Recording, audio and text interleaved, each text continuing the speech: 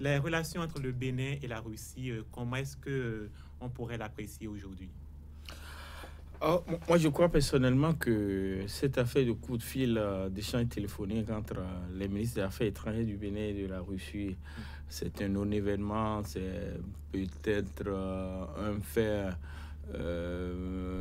pour lequel, un fait qui a été trop galvaudé et Oui. qu'on a grossi, puisque depuis les années 90, la Russie n'a jamais quitté le Bénin. La Russie a une ambassade permanente ici.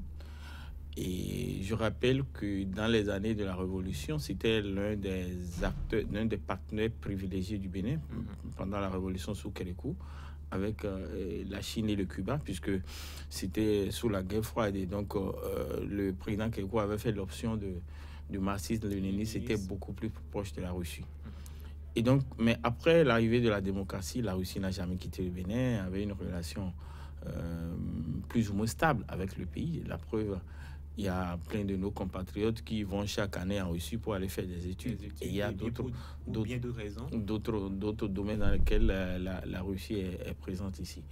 Alors, la nouveauté ici pourrait être quoi? Solliciter un appui militaire de la Russie pour lutter contre les terroristes. Et déjà là, que c'est pas évident que ce soit, puisque un journal l'a démenti. Et même si c'était cela, je crois que ça ne pose aucun problème. Aujourd'hui, nous sommes à une période où la Russie a fait l'option de revenir comme une puissance en Afrique. Oui. C'est une option de Poutine et il n'a pas caché. Et de plus en plus, il organise des sommets Russie-Afrique.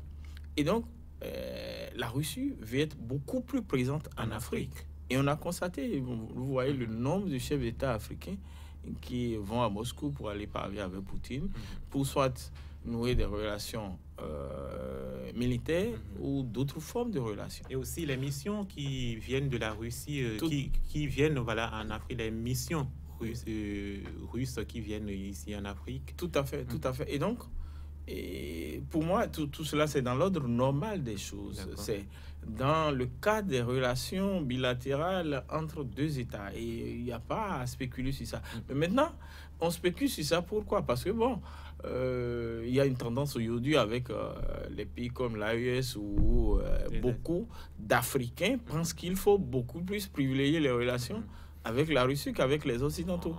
On va sans doute revenir sur cet aspect.